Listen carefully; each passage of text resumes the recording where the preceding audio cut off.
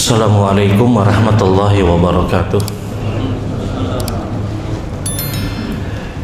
Innal hamdalillah nahmaduhu wa nasta'inuhu wa nastaghfiruh wa na'udzu billahi min syururi anfusina wa min sayyiati a'malina may yahdihillahu fala mudilla lahu wa may yudlil fala hadiya lahu. Asyhadu an la ilaha illallah wahdahu la syarikalah wa asyhadu anna Muhammadan abduhu wa rasuluh. Allahumma sholli ala Muhammad wa ala ali Muhammad kama shallaita ala Ibrahim wa ala ali Ibrahim innaka Hamidum Majid. Allahumma barik ala Muhammad wa ala ali Muhammad kama barakta ala Ibrahim wa ala ali Ibrahim innaka Hamidum Majid. Ikhwanu fiddin, ibu-ibu, bapak, saudara-saudara jamaah salat subuh Masjid Al-Mujahidin rahimakumullah. Alhamdulillah, sama-sama kita bersyukur kepada Allah Subhanahu wa taala pada kesempatan pagi hari ini setelah kita bersama menyelesaikan kewajiban kita sebagai seorang muslim, ibadah salat subuh berjamaah.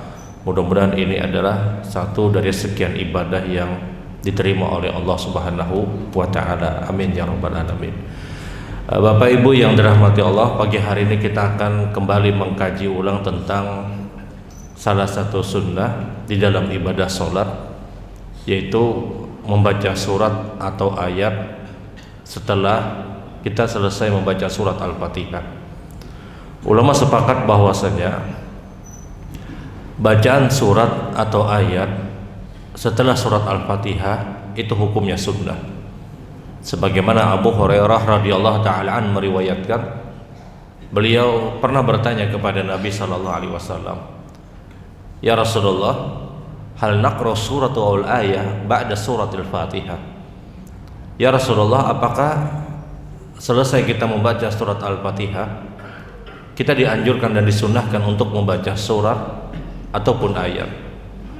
Maka Nabi sallallahu alaihi wasallam bersabda, "In zitta surah wa ayah faqad ajza'ta." Kalau engkau menambah surat atau ayat setelah bacaan surat Al-Fatihah, maka engkau akan mendapatkan ganjaran pahala dari Allah. Wa in lam tazid, kalau seandainya engkau tidak menambah surat atau ayat pun setelah bacaan surat Al-Fatihah, maka engkau telah mendapatkan salat engkau, kata Nabi. Dan ini dalil bahwasanya bacaan surat ataupun ayat setelah bacaan surat Al-Fatihah itu hukumnya sunnah. Itu hukumnya sunnah. Artinya kalau ada orang yang mengerjakan ibadah sholat, selesai dia membaca surat Al-Fatihah, tahu-tahu kemudian langsung ruku, dia tidak membaca surat atau ayat setelah Al-Fatihah, dia langsung ruku bersengaja ataupun tidak dengan sengaja, sholatnya tetap sah. Sholatnya tetap sah. Taruhlah misalnya ada orang yang melaksanakan sholat berjamaah, tahu-tahu setelah bacaan suratul Fatihah, setelah kalimat amin, imam kemudian langsung ruku tanpa membaca surat atau ayat, maka makmum jamaah tidak perlu untuk menegur imam tersebut, karena dia bukan berada pada sebuah kesalahan. Makmum itu boleh menegur imam pada saat di dalam pelaksanaan sholat berjamaah kalau terjadi kesalahan berkaitan dengan rukun ataupun kewajiban. Tapi kalau hanya berkaitan dengan perkara-perkara sunnah, ditinggalkan dengan sengaja pun itu tidak dipermasalahkan. Jadi yang harus kita pahami adalah bacaan surat atau ayat setelah surat Al-Fatihah itu hukumnya sunnah, bukan perkara yang diwajibkan, bukan salah satu rukun dari rukun-rukun sholat. Adapun kaidah berkaitan dengan bacaan surat atau ayat di dalam sholat berjamaah, yang pertama adalah ketika kita mengerjakan sholat berjamaah dan posisi kita adalah seorang imam, posisi kita adalah seorang imam, maka kebiasaan yang berlaku pada diri Nabi Shallallahu Alaihi Wasallam sebagaimana hadis yang dikeluarkan oleh Imam Bukhari dan Imam Muslim, kana Rasul Shallallahu Alaihi Wasallam yutilu rak'atil ula min ats-tsaniyah. Nabi itu punya kebiasaan di dalam memimpin sholat berjamaah, beliau senantiasa terus memperpanjang rakaat pertama dibandingkan rakaat yang kedua. Ini kaidah baku yang berlaku pada salat berjamaahnya Rasul sallallahu alaihi wasallam. Nabi itu punya kebiasaan untuk memperpanjang rakaat pertama dibandingkan rakaat yang kedua. Hampir-hampir tidak didapatkan rakaat kedua itu lebih panjang daripada rakaat yang pertama. Ya kalau mungkin selisihnya 2-3 ayat, hanya sekian ayat, tidak dipermasalahkan. Contoh misalnya pada ibadah salat Jumat, antara surat Sabbih dengan Al-Ghasyiyah, maka Al-Ghasyiyah itu umumnya lebih panjang daripada Sabbih, dan ini tidak dipermasalahkan, selisihnya tidak terlalu banyak. Tapi kalau selisihnya itu sangat banyak, maka tidak pernah terjadi pada diri Nabi SAW. Yang terjadi pada salatnya Rasul SAW bersama para sahabat ketika mengerjakan salat berjamaah, sunnah yang diajarkan dan dianjurkan Nabi adalah yutilu rak'atil ula minats tsaniyah. Nabi itu senantiasa memperpanjang rakaat pertama dibanding rakaat yang kedua. Kayak imam kita tadi, kayak ustadz kita tadi, rakaat pertama boleh baca surat yang lebih panjang dibandingkan rakaat yang kedua. Apa hikmahnya? Hikmahnya kata para ulama untuk menjaga konsentrasi dan kehusyukan salat kita. Syekh Muhammad Shalih Utsaimin dalam kitab terakhir yang beliau tulis sebelum beliau diwafatkan oleh Allah, Syarhul Mumti' 'ala Zadil Muqtani, beliau pernah menuturkan bahwasanya hadis Nabi yang menjelaskan tentang rakaat pertama lebih panjang daripada rakaat yang kedua, kata beliau, hikmahnya adalah hadhihi munasabatun li tabi'atil insaniyah. Rakaat pertama yang itu dibaca Nabi lebih panjang daripada rakaat yang kedua, ini sangat cocok pada kebiasaan kita sebagai seorang manusia, dan dia menjaga kehusyukan dan konsentrasi sholat kita. Karena kalau rakaat yang kedua itu lebih panjang daripada rakaat yang pertama, hampir bisa dipastikan kita terganggu kehusyukan sholat, karena mulainya sudah pendek dahulu. Rakaat pertama, taruhlah misalnya ustadz kita tadi membawa rakaat pertama didahulukan misalnya al-zalzalah, idzal zulzilatil ardu zilzalaha. Pemikiran kita makmum, ini rakaat kedua kira-kira nangka ini juga pendeknya. Tahu-tahu dibaca dengan idza sama'un fatarat di rakaat yang kedua, ini akan terganggu kehusyukan sholat. Kalau rakaat pertama itu lebih pendek dibandingkan rakaat yang kedua, mayoritas sholat kita akan terganggu kehusyukannya, karena kita sudah merasa di rakaat pertama itu pendek, tahu-tahu rakaat kedua dibawa panjang misalnya. Nah ini hikmah kenapa Rasul Shallallahu Alaihi Wasallam hampir tidak pernah memperpanjang rakaat kedua dibandingkan rakaat yang pertama, karena tujuan pokoknya kata para ulama adalah menjaga konsentrasi dan kehusyukan sholat. Menjaga konsentrasi kehusyukan sholat itu adalah diantaranya mempermudah orang-orang yang ada di belakang. Makanya ketika Mu'adz ibnu Jabal itu pernah memimpin sholat berjamaah dengan sholat yang sangat panjang. Beliau pernah memimpin sholat berjamaah, waktu itu sholat Isya, dan beliau praktekkan salah satu sunnah Nabi SAW itu memulai Isya di pertengahan malam. Rasulullah itu pernah bersabda, laula an asyukku ala ummati la akhartul isya ila nisful lail. Kalaulah seandainya tidak memberatkan atas umatku, aku akan akhirkan sholat isya itu di pertengahan malam. Hadis ini kemudian dipraktekkan oleh Mu'adz ibnu Jabal bersama orang-orang yang ada di kampungnya. Dimulailah sholat isya pada saat itu di pertengahan malam. Namun masalahnya adalah ketika itu sholat isya yang dipimpin oleh Mu'adz itu sangat panjang. Kapan selesai? Hampir subuh, hendak subuh baru selesai. Kita jangankan menggawi, memikirkannya tinggi nguyuh.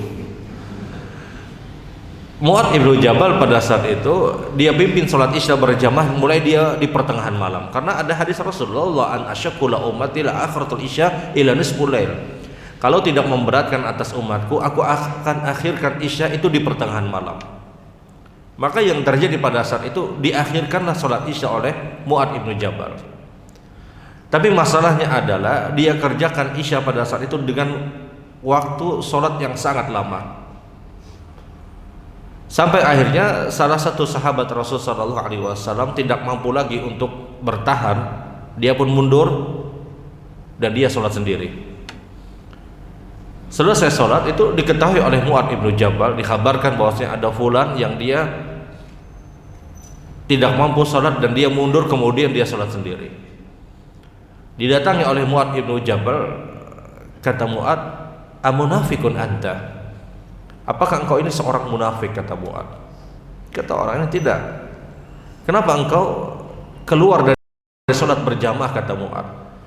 Kata orangnya, saya tidak mampu wahai Mu'adz, dengan model sholat yang seperti ini saya tidak mampu. Akhirnya apa? Dibawalah kepada Rasul sallallahu alaihi wasallam. Ketika dibawa kepada Nabi sallallahu alaihi wasallam, ringkas cerita, Rasulullah panggil Mu'adz. Maka apa kata Rasul? Ya Mu'adz, afatanul anta, afatanul anta, afatanul anta. Wahai Mu'adz, kata Nabi, engkau telah membuat sebuah fitnah, engkau telah membuat musibah, kata Rasul sallallahu alaihi wasallam. Maka bersabdalah Nabi pada saat itu, idza ammana ahadukum, kalau engkau menjadi imam, kata Rasulullah, maka perhatikan 4 golongan yang ada pada salat berjamaah. Wa fihi musaghir, di dalam salat berjamaah, kata Nabi, boleh jadi ada anak kecil yang baru belajar salat. Di dalam salat berjamaah, kata Rasulullah, boleh jadi ada orang yang tua yang mereka tidak bisa bertahan lama untuk mengerjakan salat. Di dalam salat berjamaah, kata Rasulullah, boleh jadi ada orang yang sedang sakit. Dan di dalam salat berjamaah, kata Nabi, boleh jadi ada orang yang punya keperluan selesai salat. Maka kata Rasul, ringankanlah salat engkau wahai Mu'adz, ringankanlah salat engkau. 4 golongan ini pasti ada di belakang orang yang melaksanakan salat. Ada boleh jadi anak kecil yang baru belajar salat. Salat kalau dibawa mungkin panjang-panjang, kanak-kanak hajar memulai sembahyang, ini bisa jarak ke masjid. Belum kada lagi ke sana bahaya, panjang benar di sana sembahyang aja. Di dalam salat berjamaah boleh jadi ada orang tua yang tidak mungkin mampu bertahan lama. Di dalam salat berjamaah, kata Rasulullah, boleh jadi ada orang yang sedang sakit. Dan di dalam salat berjamaah ada orang yang punya keperluan mungkin selesai salat. Maka kata Rasul, ringankan salat engkau, ringankan salat engkau. Nah, Rasul kita tahu adalah orang yang mempermudah. Bacaan surat atau ayat yang dibaca Nabi sallallahu alaihi wasallam, sekali lagi, di antara agar terjadi konsentrasi salat terus dari awal sampai akhir, maka Rasul menyarankan dan mensunnahkan kepada kita, rakaat pertama dia lebih panjang daripada rakaat yang kedua. Ini kaidah. Kaidah yang kedua adalah bacaan surat atau ayat di dalam ibadah salat, dia hanya disunnahkan bagi imam ketika salat tersebut sifatnya jahriyah, baik itu salat subuh, baik itu maghrib ataupun isya. Kita tahu salat itu ada yang jahriyah, ada yang sirriyah, ada yang jahar, ada yang sir, ada yang disuarakan dan ada yang tidak disuarakan. Yang disuarakan itu adalah subuh, maghrib dan isya. Membaca surat atau ayat itu hanya diperintahkan kepada imam di dalam salat berjamaah kalau salatnya jahar, kalau salatnya itu disuarakan. Adapun makmum sama sekali tidak dianjurkan untuk ikut membaca surat atau ayat kalau salatnya sifatnya adalah jahar, disuarakan.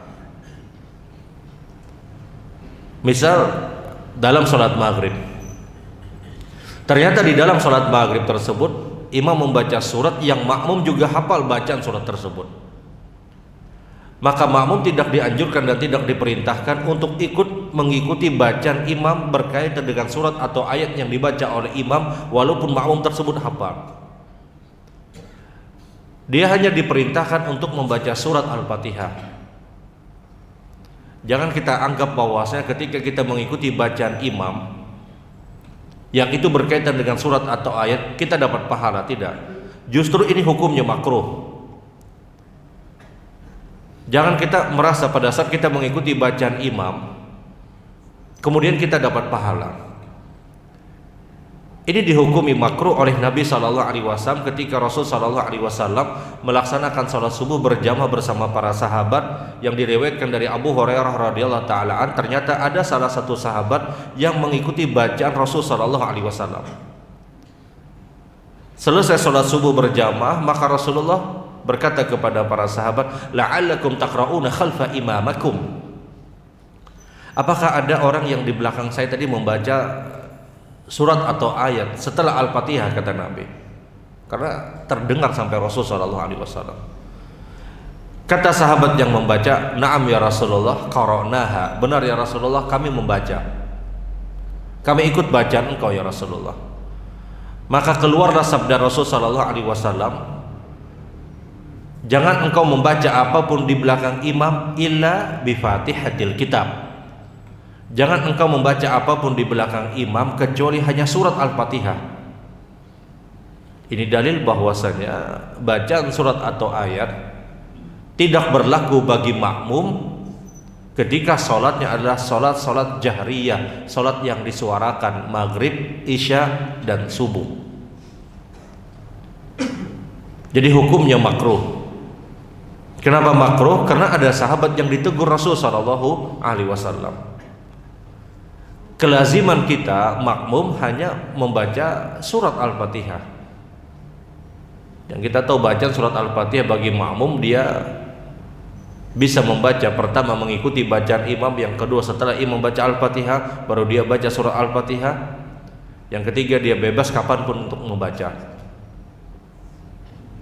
Adapun bacaan surat atau ayat bagi makmum, maka ini hukumnya makruh. Ketika itu sholatnya adalah sholat jahriyah, maghrib, isya, ataupun subuh. Sementara bacaan surat atau ayat pada sholat sir, sholat yang tidak disuarakan, seperti zuhur dan asar, maka ini hukumnya sunnah, baik imam ataupun makmum. Bacaan surat atau ayat setelah Al-Fatihah yang sholatnya sifatnya adalah sir, tidak disuarakan, maka itu hukumnya sunnah, baik imam ataupun makmum. Kita sholat zuhur misalnya berjamaah, setelah kita selesai membaca surat Al-Fatihah, kita masih punya waktu untuk membaca, maka silahkan masukkan bacaan surat ataupun ayat. Silahkan masukkan bacaan surat ataupun ayat. Satu surat kita baca misalnya, ternyata kita masih punya waktu, masukkan lagi surat yang lain. Ternyata masih punya waktu, masukkan lagi surat yang lain sampai imam ruku baru kita berhenti. Dan itu berlaku baik pada rakaat pertama ataupun rakaat yang kedua. Dan sama kaedahnya, rakaat pertama dia lebih panjang daripada rakaat yang kedua. Jadi bacaan surat atau ayat di dalam salat berjamaah bagi makmum itu dianjurkan hanya pada sholat zuhur dan asar. Sementara pada sholat jahriyah, subuh, maghrib, dan isya, maka bacaan surat atau ayat setelah Al-Fatihah itu hanya disunnahkan bagi imam.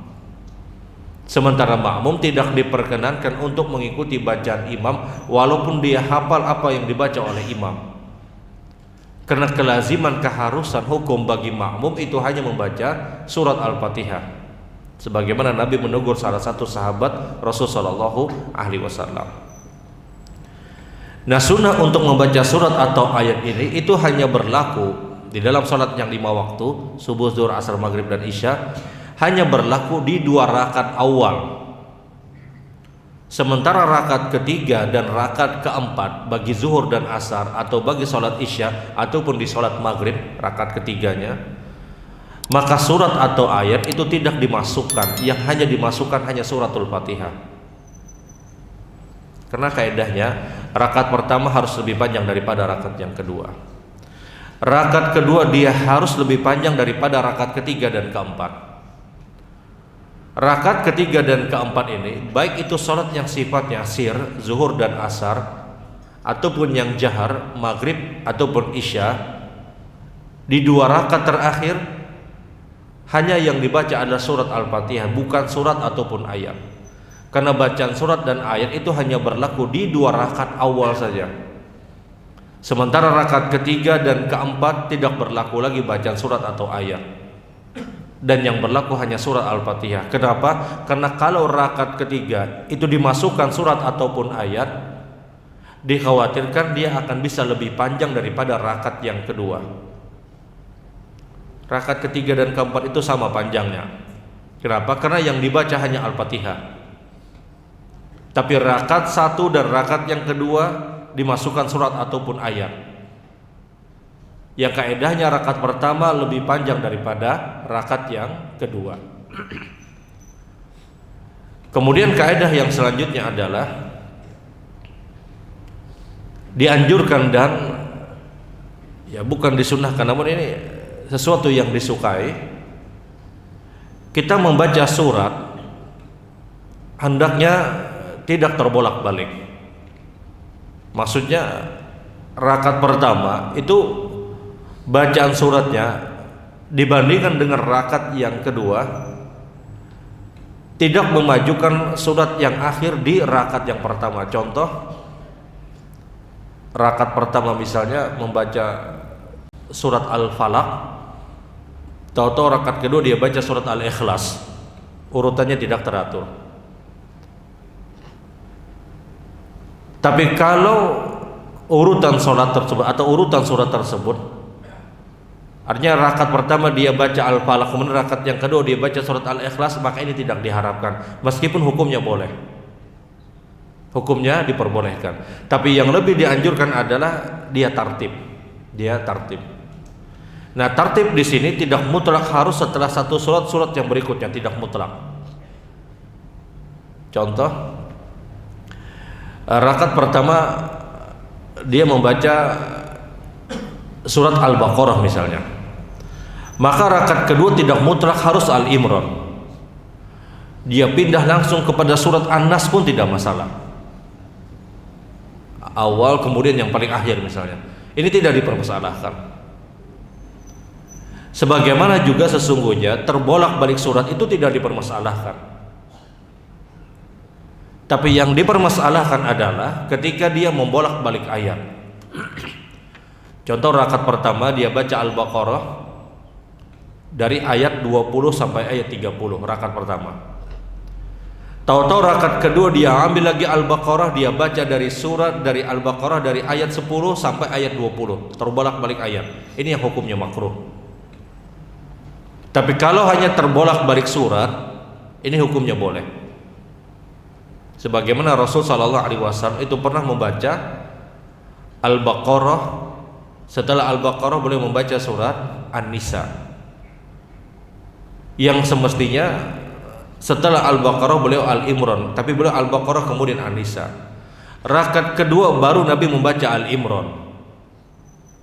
Kenapa Nabi membolak-balik surat pada saat itu?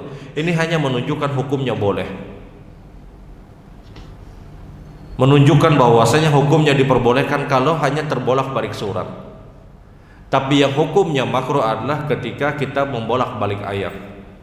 Ya tadi Al-Baqarah rakaat pertama dibaca ayat 20 sampai ayat 30. Rakaat kedua Al-Baqarah dari ayat 10 sampai ayat 20, ini hukumnya makruh. Yang terbolak-balik ayat ini hukumnya makruh. Tapi terbolak-balik surat itu hukumnya boleh, sebagaimana perbuatan Rasul sallallahu alaihi wasallam. Meskipun yang afdal itu adalah tidak terbolak-balik surat. Karena kalau misalnya rakaat pertama imam sudah terlanjur membaca surat An-Nas, Qul a'udzu birabbin nas. Nah, rakaat kedua akan ada lagi selesai surat An-Nas. Apa yang dia baca, ya sudah, dia bebas untuk membaca apapun. Dia bebas untuk membaca apapun. Nah, kemudian para ulama juga menyebutkan tidak diharapkan, kata para ulama, untuk mengulang surat di 2 rakaat di satu sholat tersebut. Contoh, rakaat pertama membaca Al-Ikhlas, rakaat kedua Al-Ikhlas lagi misalnya. Saking ketujuhnya sudah membaca Al-Ikhlas. Rakaat pertama Qul huwallahu ahad, rakaat kedua Qul huwallahu ahad lagi. Ini tidak diharapkan karena tidak ada pernah praktek dan contoh dari perbuatan Rasul sallallahu alaihi wasallam. Yang ada adalah Rasul itu pernah terbolak-balik surat. Mohon maaf, dibandingkan kita membaca surat yang sama di rakaat pertama dan rakaat yang kedua, maka lebih baik kita membolak-balik surat. Karena terbolak-balik surat itu pernah terjadi pada salatnya Rasul sallallahu alaihi wasallam. Adapun membaca surat yang sama di rakaat pertama dan rakaat yang kedua tidak pernah terjadi pada diri Rasul sallallahu alaihi wasallam. Dibandingkan kita rakaat pertama dan rakaat kedua suratnya sama, maka lebih baik membolak-balik surat, kata para ulama. Karena terbolak-balik surat itu pernah dilakukan oleh Rasul sallallahu alaihi wasallam. Jadi bacaan surat atau ayat setelah Al-Fatihah itu sifatnya hanya sunnah, bukan sebuah kewajiban. Ditinggalkan dengan sengaja pun maka salatnya tetap sah. Subhanakallahumma wa bihamdika asyhadu an la ilaha illa anta astaghfiruka wa atubu ilaik. Assalamualaikum warahmatullahi wabarakatuh.